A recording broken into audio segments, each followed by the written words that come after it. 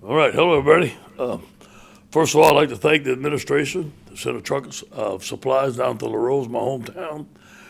They met a lot of people there at the Civic Center, the people in need of supplies. And I want to thank the administration for sending that down there. It meant a lot. I was going to go down there. Me and Steve Ensminger was on a helicopter. They had to turn around because the weather was bad. So we wanted to be there, and we were there in spirit. I want to thank our student body for filling up the student section. Wow, what a great feeling. And all our fans on the Tiger Walk, Saturday night in Death Valley, our freshmen were fired up, coaches were fired up, and I want to thank all our fans, all our students for bringing the energy. A little bit about the game, we wanted to improve on the run game. We did. We ran the ball outside. Several players got the football, so I was pleased with the improvement that we saw in the run game. You saw our two freshman running backs who I think are outstanding. And you'll see more of them. Along with Ty Davis, I thought he ran the ball well. We got a lot out of a running game and more to get later on. We still have some ways to go in protection. We still have a ways to go in tempo and the way we approach the line, and we're going to fix that this week. And also, we need to improve on third down. It's a combination of routes and protection. On defense, what an outstanding job. Held them to 51 yards rushing, 8 quarterback sacks, tremendous pressure. Special teams, Cade York broke a school record twice, 55 and 56 yarder. So really pleased with that. On to Central Michigan, spread offense, very well coached football team, a physical football team. 242 yards per game rushing, 34 points a game on offense. A really good offense led by a strong offensive line, really great protections and schemes. Jacob Sermon is their quarterback. Lou Nichols is an outstanding running back. Khalil Pimpleton is an outstanding receiver. On defense, they run a 4-2-5. They're led by Troy Harrison. He plays like his hair's on fire. He's all over the place, makes great plays. Devon Reed, free safety, outstanding player. All right, Tell the Truth Monday. Here we go. Any questions? Yeah, Ron Higgins, Tiger Rag. We're hearing that John Emery Jr. may be out for the year because they registered him in a wrong class. What's his status right now? Yeah, John Emery is out the year, and my saying he's unavailable.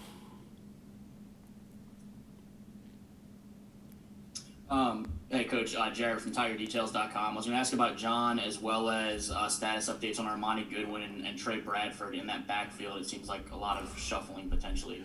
Yeah, I do believe that Armani Goodwin's questionable for this week, and it's a shame because I think he's an outstanding running back. Trey Bradford, as I know, will be eligible for the game. We have to see how the week goes, and hopefully we can play him this week. Hey, Ed, you mentioned the tempo. I'm just curious. I mean, what do you think the kind of issue is there? Is it a coaching decision to kind of like work to be a little slower, or is it the players aren't ready? I'm just curious, kind of what the hang up is. Yeah, I think it's more of we're trying to look over, get the perfect play for the perfect defense, and we had a discussion, and we're better off sometimes going what we call warp, go fast, and attack the defense. And we're going to practice that this week. Ed Daniels in New Orleans. Do you think, I know Goodwin, it looked like he turned his ankle, but him and Kiner give you a little bit of that burst that maybe they can make something happen when holes aren't there, and because of that, do you think that warrants more playing time for both of those guys at some point? Yeah, I do believe that they need to touch the ball more. And that's the same thing, Ed, I saw in camp. Those guys are dynamite, man. And I think that both of them are going to be great backs. Now, we also like Ty Davis. He runs the ball well. He's a bull in there, can run inside, outside. We need to use all three of those backs. Hey, Coach, this is Josh Sidley with Louisiana Gridiron Football. With as many drops as we're seeing by the number 2 and 3 receivers, did they spend time catching the 11,000 balls over the summer, or is this just a timing issue with them and the quarterback? Every one of them caught 10,000 balls, and they did it. And we had the fewest drops we had ever since I've been here. We registered those drops in any camp we've been in. So that came to me as a surprise. So we're going to go back to the fundamentals, go back to see why they're dropping the ball. Some of them were right on the money. It's their eyes, their hands, what they're doing with their technique, and we'll go back to technique and also catching balls after practice on the jugs machine. Coach. This is Glenn West with LSU Country. And just doing some quick research on Central Michigan, it looks like they have some pretty dynamic runners. How much are you keen on the running back this week for that game, and just how you think the defensive line will respond to? Well, yeah, I think they run the ball very hard. I think they make yards after contact. They hardly go down on first contact. From the games I saw limited film this morning. I watched their first two games. I think their offensive line is very good. They have great schemes. They run all plays that normal people are running nowadays, but they attack you. They play fast. The offensive line comes off the ball well. Good zone scheme, and the running back run the ball very low and hard. Hey, Coach O, Garland Gillen, Fox 8 in New Orleans. When you recruited Mason Smith, you knew he was one of the top players in the country. You told us this summer that he was going to contribute right away. What did the film say about his 3-sack performance against McNeese State? Outstanding. He had a little arm over. I thought he rushed the passer very well against UCLA. He had some great moves in there. And we're using him on third down now. He's getting better against the run. He has a minor injury that, he's still playing with, but he's got some bumps and bruises. But the guy is a monster. Cody told me, he said, Daddy, when my eyes came up, all I saw was number 0 every time. So. Hey Ed, Adam Hunsucker. With the with the offensive line kind of being in flux right now due to some injuries, what are the status of the 3 guys you're missing up there? Do you expect to have them back this week? Yeah, I expect to get Jason Hines back for sure. Austin Dexter, maybe. We have to see how the week goes on. And Cam Wire is out for the game. Hey, Coach, circling back to after the game Saturday, it just seems like the players were adamant about there's still a gap in them playing to their potential. What do you need to do to bridge the gap to get them playing to their capability? Well, I think practicing, scheme, coaching better. I do believe that we have the athletes on offense that can go. It all starts with protection first. That's mainly where our breakdowns have been. Now, the wide receivers missed a couple of balls, but those guys are fantastic. I do believe that we can get the ball to our playmakers better in space and let them play. And hopefully we can make some improvement out this week. And whenever you get to Central Michigan this weekend, is there a plan to get Garrett Nussmeier snaps in the game as well? We'll see. We'll see how the weeks go by. I thought Garrett did well. Max is our starting quarterback. I thought he did some good things under some tough circumstances sometimes, but he did a great job. Garrett brought a spark to us. I like Garrett. If I can play him, I'll play him. Hey, Ed, Wilson Alexander from The Advocate. When it comes to tempo, is that something that you kind of have to just make happen, or do you have to be having positive yardage in order to play fast? Well, both. Both, obviously. You got to make it happen. I think that we had a discussion this morning, and we looked at some things that we've done in the past, how we done it. We're going to practice it better. We're going to have a session of tempo every week, every day this week, and we're going to push it more. Hey, Coach, good morning. Can the communication be improved between compliance and you guys in terms of things like John Emery, or people are wondering how did that happen, Well, I think compliance, I think that academics do a great job of communicating with us. We meet with academics every week. So that's all I'm going to say about that, but I think they do a great job. Hey, Ed, we talked to Cade, of course, after the game, and obviously he had a tremendous game. How far out would you be comfortable with letting him try a kick? Obviously, if it's a desperation situation to tie the game or win it, and it kind of depends on the situation of the game. But how far out do you think he could legitimately try one and make one? Those look like they make it from 60. Saturday. Yeah, I tried 60. It all depended on the game and how it's going. We wouldn't want to do that stupid. But if we had a nice shot at 60, I'd let him try. I think he deserves it. Hey, Coach, Matt Trent, WBRZ. I've got 2 for you. First one, what's the status of Chris Hilton this week? I noticed he didn't dress on Saturday. Just didn't know if there was anything serious injury-wise.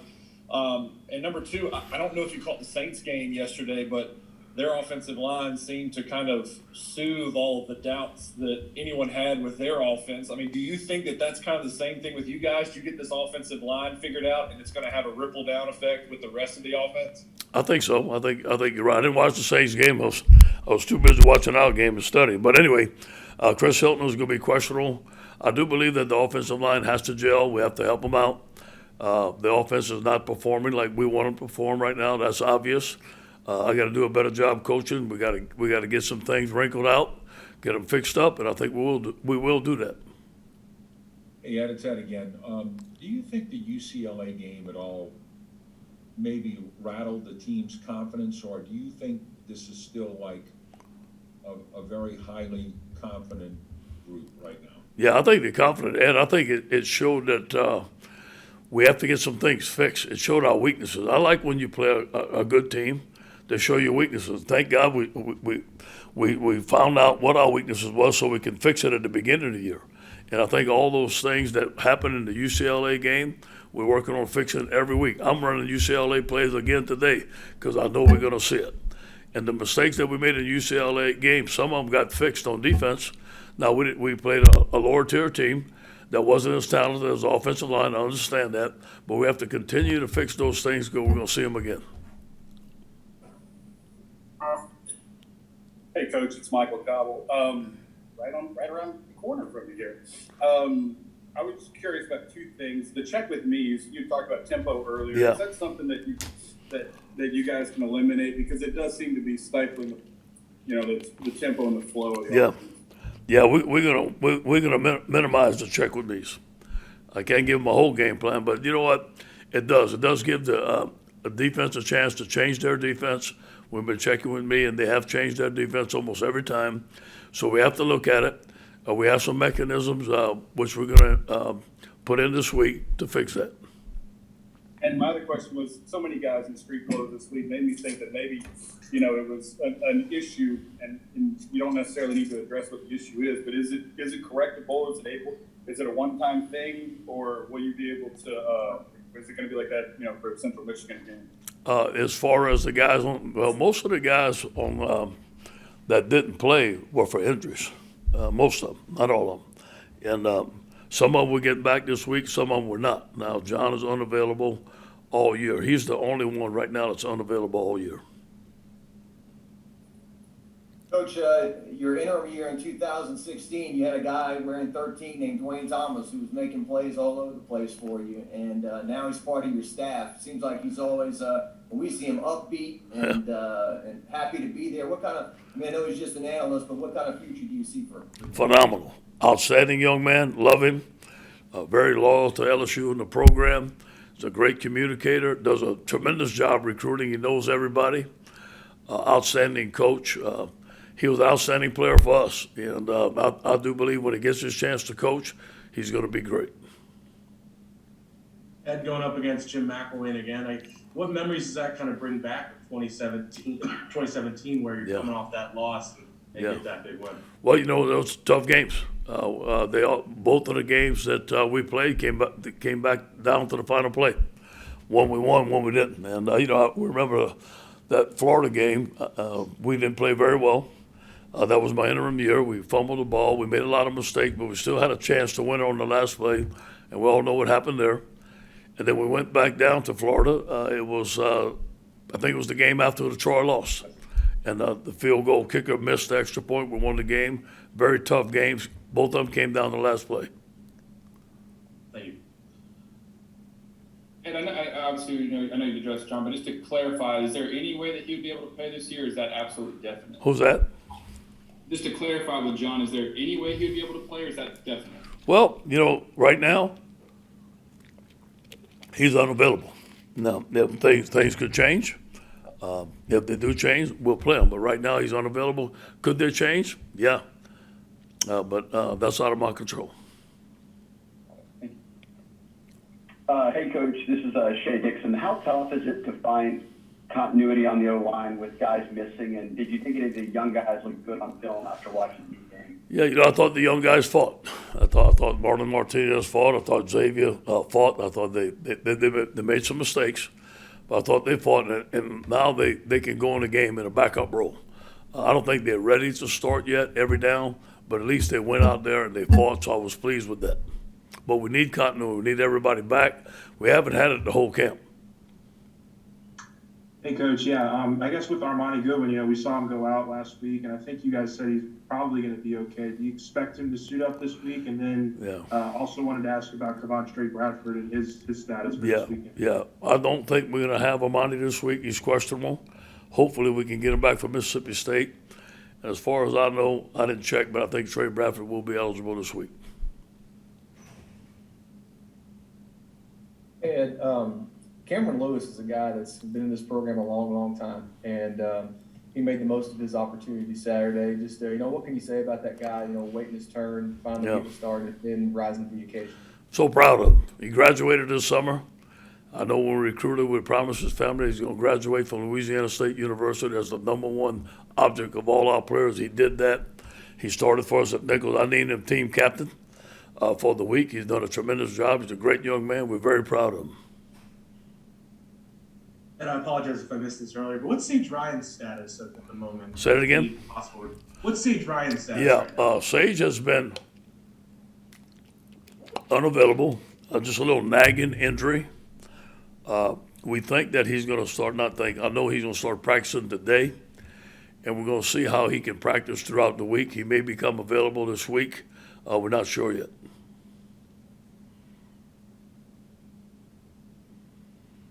Hey, Coach Jared again. You mentioned Mason Smith earlier. He and Jaquelin Roy both seem like they've really started the season strong. What can you say about the performance of those two, particularly when they're together in the middle? Yeah, proud of them. Recruited both of them. It was a hard battle. Both of them from the state of Louisiana. They decided to fight for Louisiana. I love them. They're both great young men. Jaquelin Roy has gotten in good shape. He's learned how to play at this level. He's a dominant force inside, big physical guy, LSU defensive lineman. Mason had no problem adjusting. He's done a tremendous job. He's a great pass rusher. He needs to work on his run defense a little bit more. Both of them will be outstanding players.